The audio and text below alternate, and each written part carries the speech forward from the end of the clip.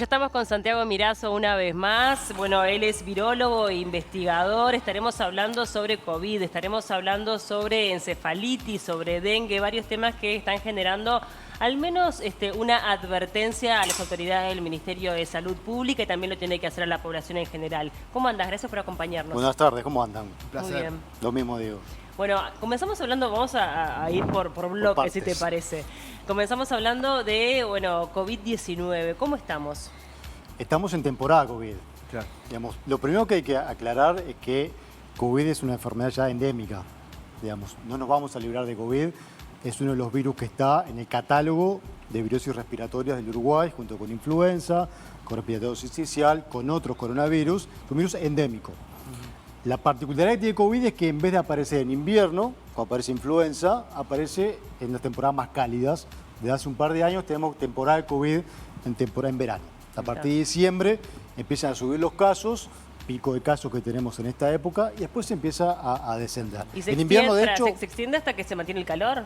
se extiende hasta el otoño, Hasta el incluso otoño. hasta menos. De hecho, ya se está estabilizando lo que es la ola esperable de contagios de COVID. Sí. Y después desciende a tal punto que en verano casi no hay casos de COVID. En invierno casi no hay casos de COVID. El año pasado la temporada respiratoria fue dominada por influenza, que fue una temporada muy dura, Sí. muy dura de influenza, y respiratorio sincicial. Entonces es esperable lo que estamos viendo. Lo importante es que la curva de COVID de hace un par de años y a raíz de la vacunación, por más que hayan surgido nuevas subvariantes y sublinajes y demás, la curva de contagios no se refleja en la curva de hospitalizados, en la curva de fallecidos, salvo en esa población particular, población añosa y con comorbilidades, que son los que pagan el precio de estas subas de casos, que es lo mismo que ocurre con influenza. La vacunación de influenza está indicada en ciertos grupos etarios que son los que sufren mayor riesgo de enfermedad severa. ¿Cómo afecta el caso de que sea una enfermedad endémica? Porque en definitiva cuando estaba la pandemia había muchísima información, había muchísimos testeos, que eso brindaba mayor información para los especialistas y justamente poder hacer ese análisis. Hoy al ser una enfermedad endémica ya no se testea tanto, el test se tiene que pagar y por tanto imagino, capaz que estoy equivocado, hay un poco menos de información. ¿Es así? ¿Cómo afecta y cómo está siendo el proceso de los datos? Es una buena pregunta. Cuando un virus deja de ser una emergencia sanitaria, se lo empieza a tratar como una enfermedad controlada, o en este caso endémica. Endémica no significa que sea benigna. Claro. La malaria, por ejemplo, es endémica en África y es terrible. Eso no quiere decir que sea buena. Es una enfermedad endémica, significa que esperás un número más o menos estándar de casos por año y que sabés cómo te va a movilizar los servicios de atención a la salud. Entonces, con ese escenario no hace falta testear a todo el mundo. Digamos, antes sí, Claro. había que testear, vos tenías que saber realmente cuántos eran los casos que tenías activos. ¿Por qué? Vos necesitabas predecir cuánto iba a ser la tasa de ingresos a CTI, cuántas personas ibas a tener CTI en los próximos 15 días y tomar medidas proactivas para evitar ese colapso. Hoy sabemos, por la propia enfermedad que se fue aminorando la letalidad y la vacunación, sabemos que la tasa de ingresos a CTI es muy reducida y está afectada en cierta población particular. Pero Entonces, ¿es cierto eso de que ya está débil el virus? Eso que escuchamos, de que ya, bueno, ya es un virus como el que podemos tener para un resfrío normal. es un virus más débil de lo que fue originalmente. Bien. Vos decía, endémico no significa que sea benigno. Es un virus que hay que prestarle atención, hay que seguirlo con lupa, pero al ser endémico sí sabemos más o menos cómo se va a comportar. A partir de Omicron, esa cepa que aparece hace un par de años, la pandemia cambió Ya. radicalmente. Sí, lo hablamos acá además. Bajó la letalidad, bajó la tasa de ingresos TI y a partir de ahí la OMS empezó a pensar en la posibilidad de cerrar la emergencia sanitaria, fue lo que hizo. Respecto a los casos, a la cantidad de casos que hay por año, en este periodo se está culminando como la mayor exposición del COVID-19. ¿Se sabe cuántos casos hubo? Porque no se dio a conocer la cifra o de cuántos aproximadamente. No, ese estaban dato surgiendo. no se sabe porque no se hacen testeos masivos. Bien. Lo que hace es testeo en centros Centinela, que son centros en el cual ingresa una persona con cuadro clínico compatible a enfermedad respiratoria, y se hace testeo para los diversos virus que circulan. Hoy circula prácticamente COVID. Entonces, en esos centros Centinela, imaginen que tenés 100 casos respiratorios, bueno, los cuantos son COVID. Si son 50, 60, 70, significa que es una transmisión comunitaria muy elevada de COVID. Pero no tenés ni idea el número de casos. El número de casos, lo que a vos te va a reflejar, lo que más te importa es los fallecidos. Claro. Sí, los servicios CTI. Esa es la real medida de cuántos casos vos tenés de COVID. Pero eso no hace falta saber cuántos son. Bien. Simplemente vos saber cuál tanto circula y qué tanta letalidad está teniendo en ese momento. ¿Y se dieron ingresos a CTI por COVID? Sí, claro, hospitalizaciones siempre hay. Lo que los hospitalizados se ven en personas añosas y personas con comorbilidades. Población sana, joven, prácticamente no hay ingreso a CTI por COVID, lo mismo que los fallecidos. Está focalizado en esos grupos que son los que se le va a, lo que se le recomienda, se le sugiere un nuevo refuerzo de la vacuna. A eso iba, la vacunación hoy por hoy está disponible, sobre todo para una franja etaria. ¿Es fundamental que se den ese refuerzo? ¿Y qué pasa con la población en general? Bueno, es fundamental. La primera respuesta es que sí, porque ese grupo poblacional son personas que no logran construir una buena respuesta inmune. Estamos hablando de adultos de Hacia más de adultos 65 años. mayores, mujeres embarazadas, Exacto. porque el riesgo de COVID embarazadas para el feto es elevado. O personas con comorbilidad. Personas con comorbilidades, inmunodeprimidos, diabéticos, que también son personas que tienen un cierto tipo de inmunosupresión, que no logran montar una buena respuesta inmune para evitar enfermedad severa. Las vacunas no evitan la infección, ¿sí? Claro. Por eso muchas veces se ha hablado de que estoy vacunado, igual me infecto. Sí, pasa con casi todas las vacunas contra virus respiratorios. No evitan la infección, pero evitan el caso severo, el caso grave. Entonces, esas personas que no logran montar una buena respuesta inmune, a partir de 4 o 5 meses post vacunación, la efectividad de la vacuna baja a la mitad, Claro. ¿sí? De un 80 a un 40%. O sea, hace falta volver a subir esa inmunidad con un nuevo booster. Eso no se ve en población general.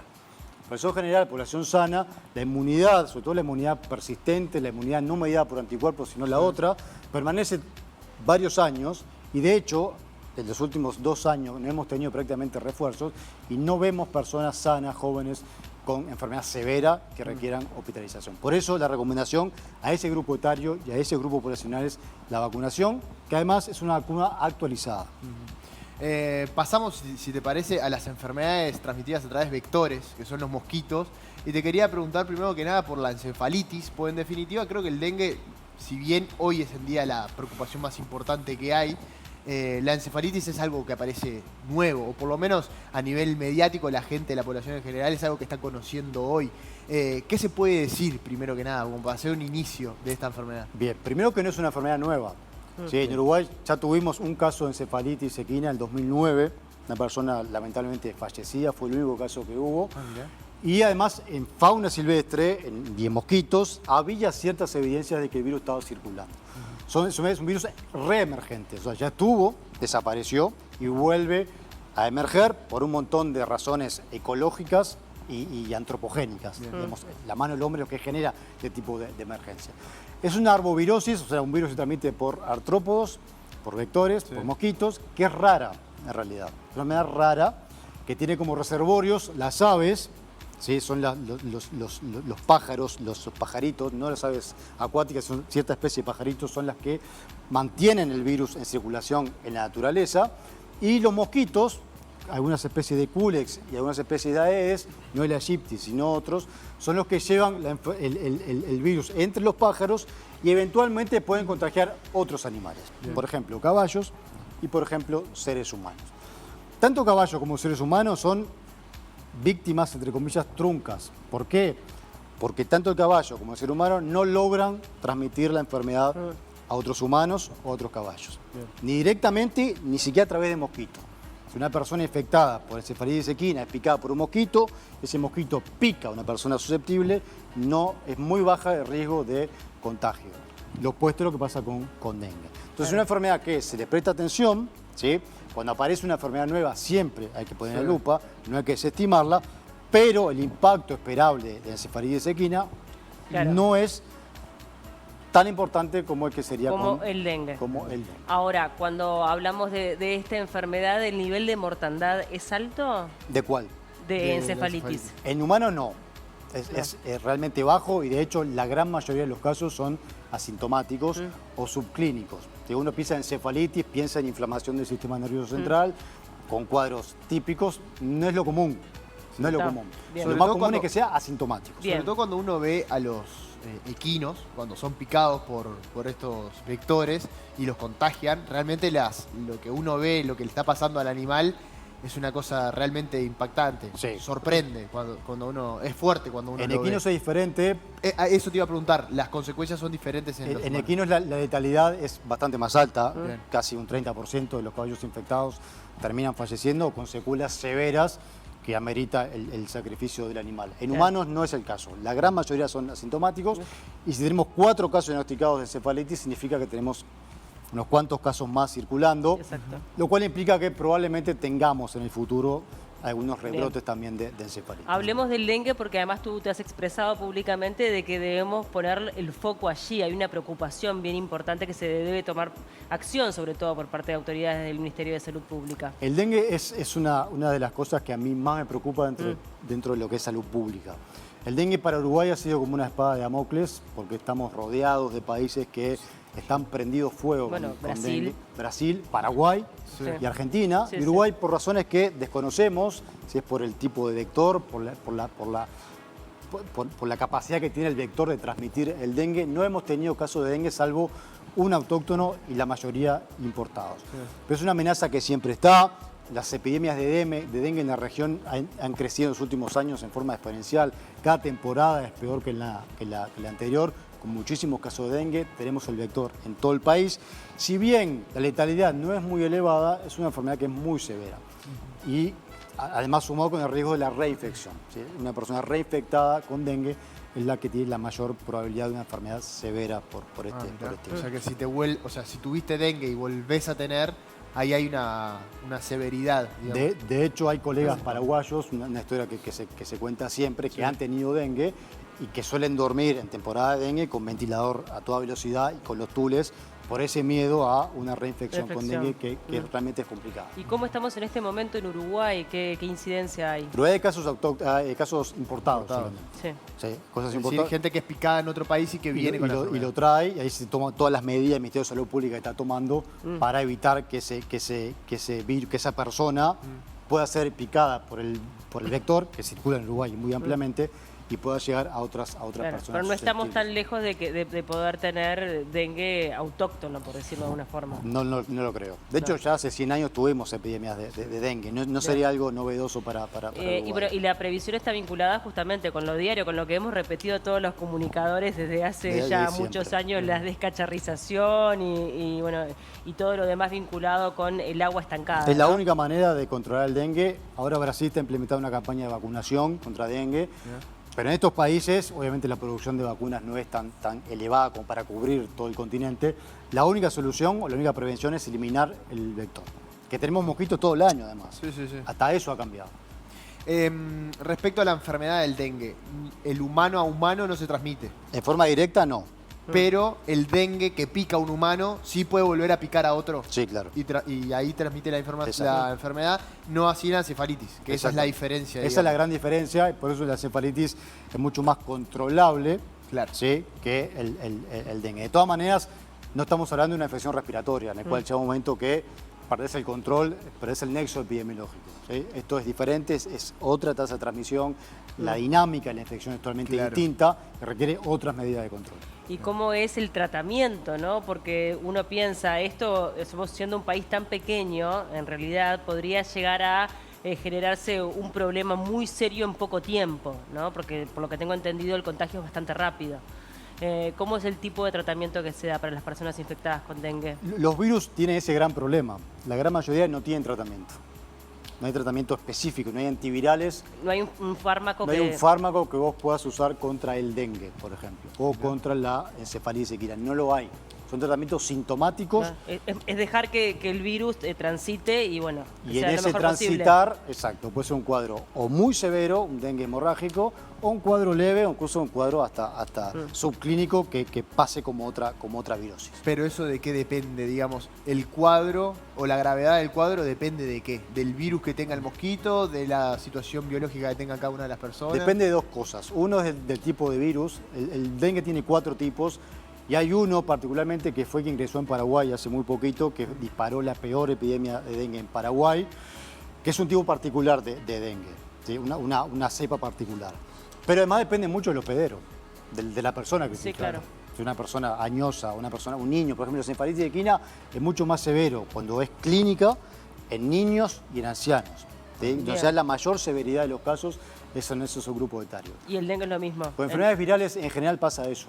Niños y ancianos. La única, digamos, que lo que fue diferente fue la gripe del 1918, la gripe española, Sí. que afectó básicamente a adultos jóvenes y no a los adultos mayores. Pero fue una particularidad epidemiológica. Pero en general, los cuadros virales generan una inflamación del sistema inmune que afecta mucho más a lo que es niños con el sistema inmune inmaduro, ¿sí? Y a los ancianos que tienen un sistema inmune debilitado. Bien. Claro. Respecto al dengue, ¿hay alguna... ¿cómo nos podemos dar cuenta, primero que nada, los síntomas, digamos, de la enfermedad? Y si es posible que sea un mejor transitar si lo detectamos con tiempo, ¿me explico? Si hay una diferencia en que si yo lo agarro temprano voy a tener una mejor evolución, o eso no es tener suerte y verdad. No, eso es suerte y verdad. Uno lo que puede hacer es manejar los síntomas febriles, dolores musculares y demás, pero no hay mucha cosa para hacer con estas enfermedades virales. Y los síntomas son típicos de los virus. O sea, los virus causan en general síntomas totalmente inespecíficos. Dolor de cabeza, malestar general, dolores musculares, fiebre, depende mucho del contexto epidemiológico.